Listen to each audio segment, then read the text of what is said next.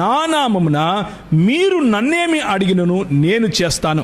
ఈ మధ్యకాలంలో మనం కూడా ప్రార్థన చేసేటప్పుడు, ఆరాధన చేసేటప్పుడు, ఏదైనా చేసేటప్పుడు యేసునామంలో అంటూ ఉంటాం. అంటే బేసిక్గా అదొక ఫ్యాషన్ అయిపోయింది. ప్రార్థన అయిపోయింది అని చెప్పడం కోసం యేసునామం అనాలన్నమాట. యేసునామంలో అనగానే అందరూ ఆమేన్ అంటారు. అది ప్రార్థన అయిపోయింది అని చెప్పడం కోసం ఒక సూచనగా మార్చేసాం దాన్ని. కానీ నిజానికి యేసు నామములో అంటే ప్రార్థన అయిపోయినందుకున్న సూచన కాదు. యేసు నామములో అంటే మనకు యోహాను సువార్త 14:12 చెప్పినట్లుగా, మీరు నాయందు విశ్వాసం ఉంచినట్లుగా మీరు నా నామమున దేనిని అడుగుదురో, అంటే నేనేసినటువంటి పునాది మీద నిలబడి, నేను చెప్పినటువంటి నా నామము దేంట్లో అయితే రక్షణ ఉందో ఆ నామాన్ని నమ్ముకుని, దేన్నైతే ప్రభువుగా మీరు స్వీకరించారో ఆ అధికారము క్రిందికి వచ్చి మీరు అడిగితే, ఎవరిని అడిగితే, మీరు నా నామమున నన్నేమి అడిగినా నేను చేస్తాను అని ఎవరు అంటున్నారు? మన ప్రభు అయిన యేసు అంటున్నాడు.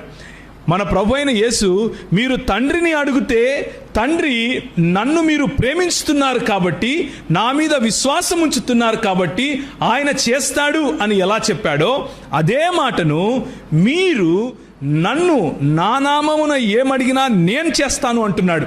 అంటే ఇప్పుడు టు జీసస్ అని రాసి కింద జీసస్ నేమ్ అని పెట్టాలా? ఇల్లాజికల్ థింకింగ్, ఏమాత్రము తర్కము లేని మాటలవి.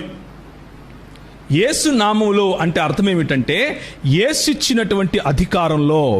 యేసు నామములో అంటే అర్థం ఏమిటంటే, we identify with this person.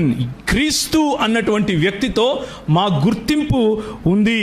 We submit to his will. ఆయన చిత్తము క్రింద మేము బ్రతకాలి అని ఆశపడుతున్నాం. మేము ఆయన నామము ఆయన అధికారము క్రింద మేము ప్రార్థన చేస్తున్నాం. We represent him as our king.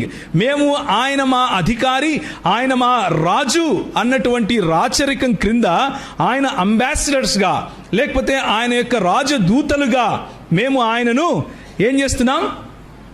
Represent చేస్తున్నాం. మేము ఆయన ప్రతినిధులుగా అడుగుతున్నాం. ఈరోజు అలాగే మనం కూడా